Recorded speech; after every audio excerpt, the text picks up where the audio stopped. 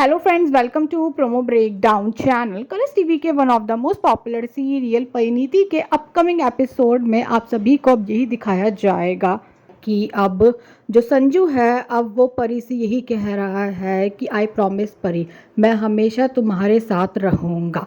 और अब जो नीति है वो दलजीत से ये कहती हुई नजर आती है कि ये लोग रेडी है ना पार्वती और संजू को मारने के लिए।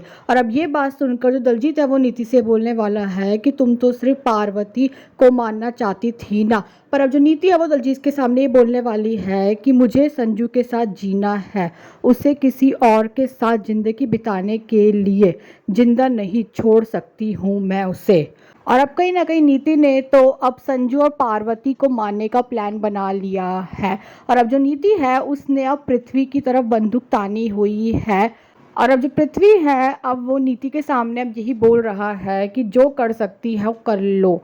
जब तक पृथ्वी अग्निहोत्री जिंदा है ना पार्वती और संजू को कुछ नहीं होने देगा। पर अब जो नीति है उसने तो अब कहीं ना कहीं अब पृथ्वी पर अब गोली चला दी है। और अब कहीं ना कहीं ऐसा ही लग रहा है कि अब हो जाएगी पृथ्वी की मौत। तो अभी देखना तो इंटरेस्टिंग होने वाला है कि आगे जाकर सीरियल में और कौन कौन से बड़े बड़े ट्विस्ट आने वाले हैं।